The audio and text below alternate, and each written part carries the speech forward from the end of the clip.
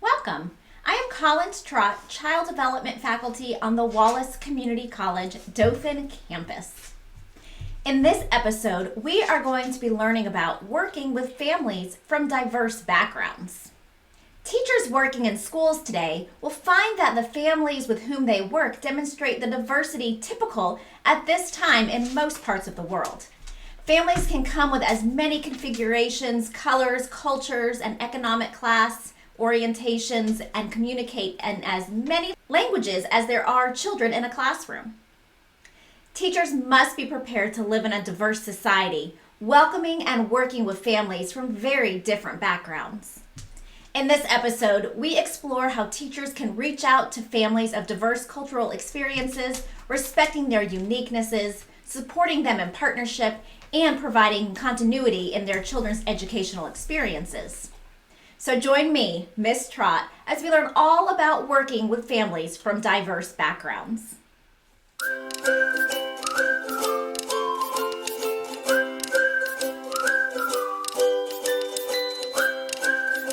In past decades, culturally different equated to culturally deficient, and many schools attempted to fix children according to the standards of the dominant white middle-class culture. Instead, teachers today are urged to consider a strength-based approach, recognizing that culturally specific values, norms, and knowledge come to the classroom with each child. And there is much to be gained when teachers recognize and learn more about individual family cultural patterns and strengths. When families share their cultural traditions in the classroom, children benefit by learning more about diversity. Teachers get help in demonstrating that all families are unique and special, and children feel accepted and respected. When children and their families are visible in their environments, they are likely to feel that they are all right, and visibility brings the opposite conclusion. So too does failure to talk about other differences that children perceive, such as differences in family structure, socioeconomic statuses and living conditions, and culturally driven customary ways of behaving. These may lead to development of pre-prejudice. As young children develop a sense of who they are and who their families are in relation to others, they become aware of culture and the response of others to their cultural beliefs and images. It is also not healthy for children of the dominant culture when recognition of diversity is absent. Children who can find only representation of themselves and their families in the dominant social institutions are at a risk for developing a falsely superior identity. This will diminish those whose cultural identity is devalued or omitted by the explicit or implicit policies or structures of the school. Exposing young children to cultural differences and modeling appreciation and acceptance of diversity enable children to grow up without developing the kind of prejudice and bias that are largely the result of fear and lack of experience. When differences are not acknowledged, talked about, explained, and seen as positive, children sometimes find them frightening and respond to them negatively. Thus, bias roots in children's early experiences. When the true variety of experiences of the family within the classroom is recognized and voiced, curriculum and learning experiences can become richer. Utilizing the first-hand experiences that families provide allow children to experience variation in culture, not just learn about it passively. When teachers do not incorporate children's cultural experiences into classroom life, all children miss opportunities to promote their social and cognitive growth. Families transmit their culture to their children. Each cultural's values and beliefs underlie parenting practices and ways of living and influence children's learning and communication styles. Cultural attitudes also determine how parents view teachers' roles and their relationship to the teacher. When teachers and families who do not move in the same cultural framework meet, it can be a jarring experience from both perspectives. By ignoring the differences in behavior, communication style, and beliefs created by culture, teachers run the risk of creating real conflicts and barriers to effective partnerships with families. It is far too easy for teachers who are of one culture to assume that children of another culture are culturally deprived and that their families need to be taught how to better accomplish tasks in parenting. This presents a genuine challenge to teachers to improve their sensitivity to cultural and individual differences and increase communication across cultural divisions. Only in this way can teachers understand that the family's culture is a resource, not a deficit. This process is hard work and it takes time and effort. True partnerships with families come when teachers genuinely attempt to learn and understand the ideas that are central to each family's experience. The past experiences of every teacher are unique, and each teacher is a product of his or her own culture. Working within educational institutions, teachers of whatever culture are generally proponents of the predominant values espoused by the schools. Unless they move outside their cultural comfort zone, it is too easy for teachers to feel that ideas and values beyond those of mainstream society are somehow wrong or inferior. Professional experiences offer individual teachers the opportunity to reach beyond their limited cultural experiences to learn and understand and value diversity.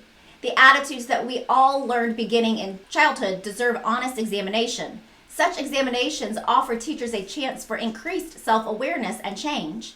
And by genuinely trying to explore the ideas, values, and customs that are meaningful to the families with whom they work, teachers are granted real opportunities for personal growth.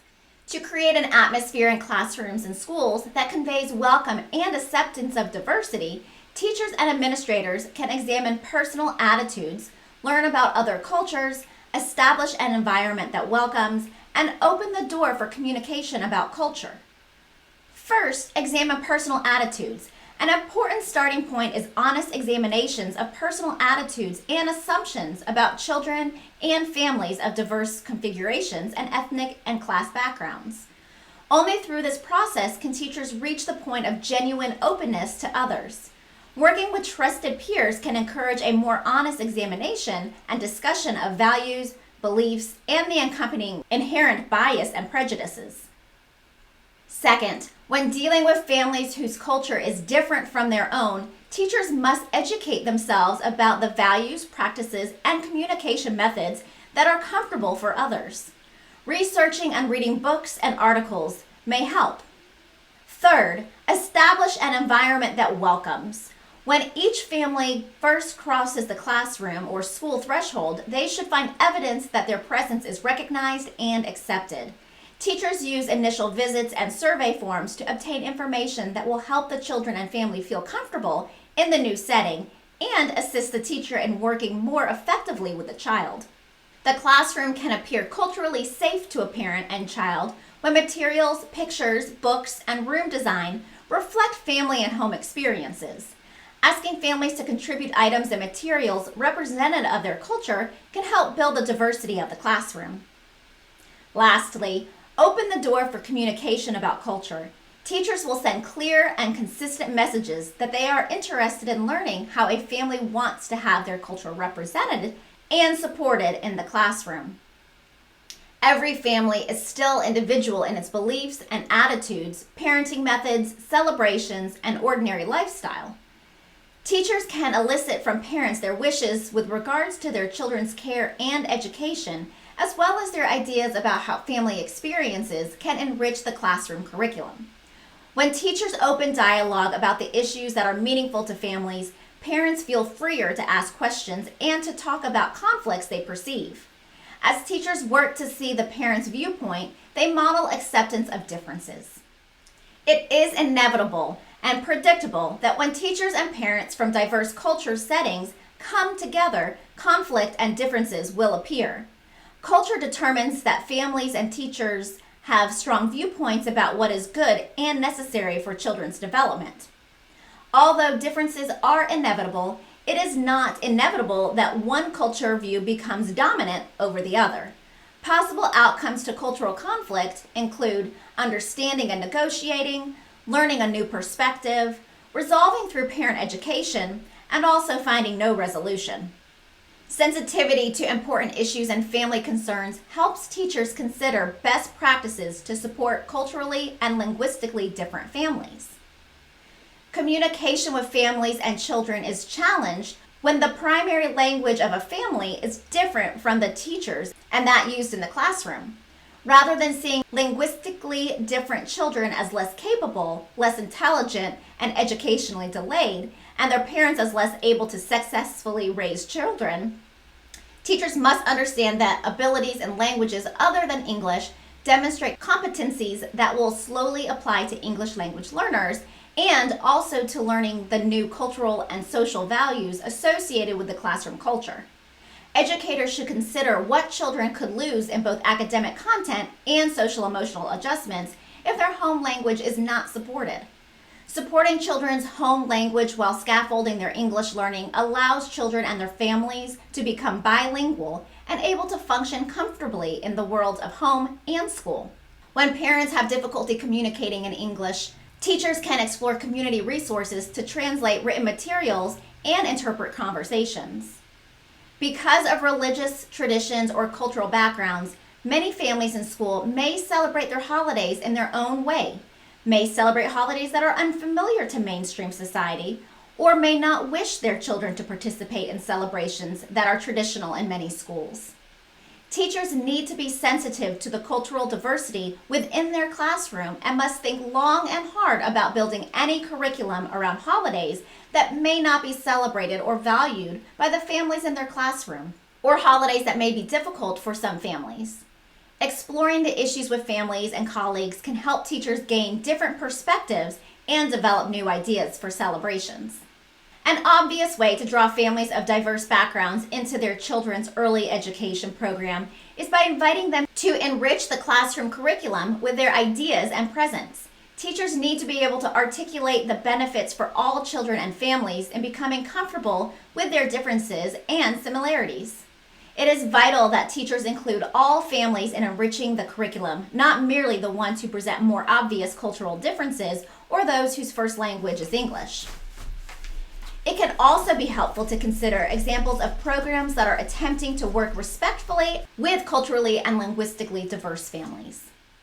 Now let's review what we've learned. Because culture has influenced us all in so many ways and without our awareness, working with parents of diverse backgrounds presents major challenges for teachers, as well as benefits. For individual children, affirmation of identity with acceptance and respect for themselves and their families. Benefits for children have the ability to live comfortably with diversity and avoidance of prejudice. And for families, the support of their culture and language and support in understanding how to help their children fit into mainstream culture. And the benefits for teachers are personal growth and enhanced ability to partner with diverse families. We can welcome all families by having teachers become aware of their attitudes and learning about other cultures, making a classroom culturally safe and familiar, and opening the door to communication about culture. There are some cultural conflicts that are inevitable, but they may be resolved by understanding and negotiation, learning a new perspective, through parent education, and sometimes there is finding no resolution, but treating everyone with respect and sensitivity. Families who are English language learners will need translated materials and interpreters, encouragement to continue using their home language, and ways to honor their holiday traditions. Learning about programs that work well with diverse families may be helpful. That wraps us up for this episode. You can learn more about this topic by reviewing the resources posted in your course. As always, if you have any questions, please contact me or your instructor. Thanks for joining me, Miss Trott, as we learn all about working with families from diverse backgrounds. See you next time.